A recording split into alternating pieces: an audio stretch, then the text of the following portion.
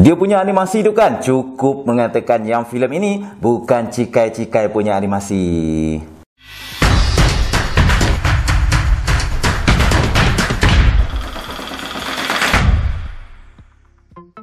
Hello dan WhatsApp guys, semoga apa saja pengaruh negatif yang datang tidak mengubah sikap baik dalam diri kita. Amin. Untuk yang tak kenal lagi, aku Topeman. Aku suka berbicara tentang movie dan kali ini aku akan review filem animasi iaitu filem Spider-Man Across the Spider-Verse. Untuk pengetahuan korang, aku sangat suka animasi dia yang sebelum ini dan filem ini aku ada masukkan dalam top 10 filem paling aku nantikan untuk tahun 2023. Aku sebenarnya kan dah lama tonton movie ini, cuma baru berkesempatan untuk buat review. Maklumlah banyak sangat projek nak kejar. Sebelum aku mulakan guys, jangan lupa untuk subscribe dan klik butang loceng supaya korang tak terlepas dengan review terbaru daripada Topeman, okey? Jomlah guys, kita lain kejap ringkasan cerita ataupun sinopsis dalam movie ini. Jom.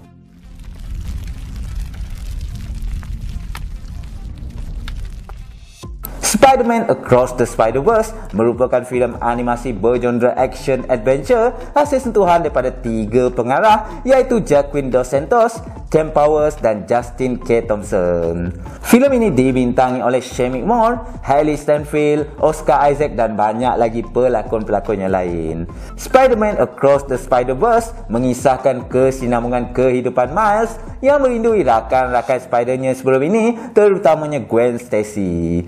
Tanpa diduga, Gwen Stacy muncul bertemu semula dengan Miles dan sekaligus memberikan peluang untuk Miles menentasi ke alam semesta yang lain. Di sana Miles mula keliru dan berbeza pendapat tentang erti sebenar seorang wira yang digelar Spider-Man. Jomlah guys, kita lain kejap apa yang best dalam movie ni, okey? Jom.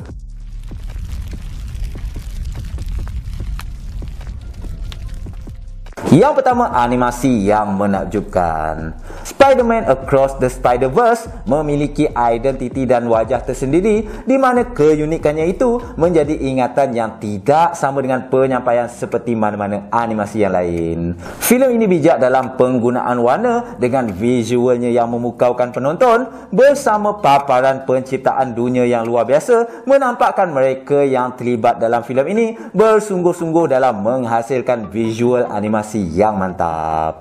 Dia punya animasi itu kan dah cukup mengatakan yang filem ini bukan cikai-cikai punya animasi. Dah tentunya berbajet besar, betul tak? So tak mustahil lah kalau filem ini bakal dicalonkan untuk mana-mana anugerah bagi kategori filem animasi nanti. Korang tengoklah nanti kalau tak percaya.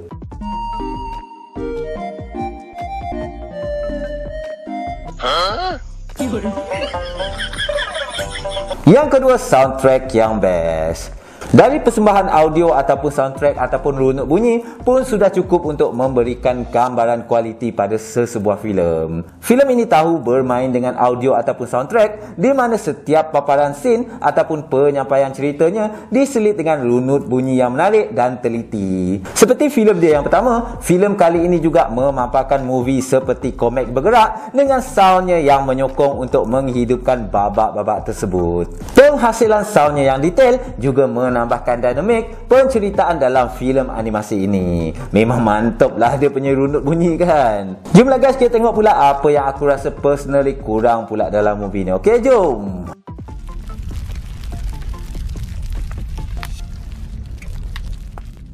Yang pertama, kreativiti terasa berlebihan. Tak salah pun kalau nak sampaikan sesuatu kreativiti dalam filem sebab ianya pasti memberikan tone yang menarik dalam struktur penyampaian. Sorry to say lah, dalam filem ini ada part yang aku rasakan agak over dan keterlaluan menjadikan penyampaiannya terlalu sibuk dan huru-hara. Mungkin ada setengah orang yang suka dengan penyampaian tersebut, namun ianya agak bercelaru pada aku. Kalau korang ada tonton filem dia yang sebelum ini iaitu filem Spider-Man Into the Spider-Verse, ianya pun kreatif juga kan, tapi tak adalah over sangat dan ianya boleh diterima. Lantaklah orang luar nak bagi markah tinggi untuk filem ini kan. Aku ni bukan jenis yang terikut-ikut pun kan. Sejujurnya aku lebih prefer yang pertama daripada yang kedua ni. Yang ini pun bukanlah kategori filem yang buruk, still pada aku salah satu animasi terbaik untuk tahun ini, but kadang-kadang tu bersederhana lebih baik. Kemunculan terlalu banyak watak Spider-Man yang lain tu kan, kan?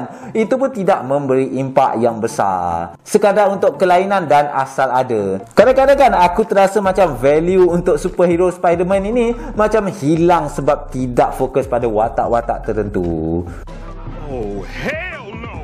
Yang kedua, filem yang anti-climax. Kalau korang ada tengok review aku kan, aku memang sukakan filem yang ada climax. Baru syok dan puas masa last tu, betul tak? Iya, aku faham tak semua filem perlukan climax yang kau-kau untuk penutup, terutamanya untuk movie yang ada sambungan ataupun ada part-part tertentu. Tapi janganlah sampai spoil mood penonton. Ops, terjujur pula.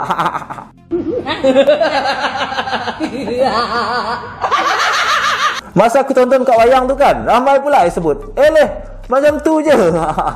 Kau rasa macam mana? Maknanya apa yang diorang rasa tu samalah apa yang aku rasa. At least bagilah RC last tu lebih sikit. Ini tak macam tu je. 2 jam 20 minit kot. Sejujurnya aku agak frust sikit lah untuk movie kali ni. Mana taknya siap masukkan dalam top 10 filem paling aku nantikan. Last tak mencapai expectation yang aku nak. Jomlah guys tengok berapa aku nak bagi markah untuk movie ni. Okay, jom.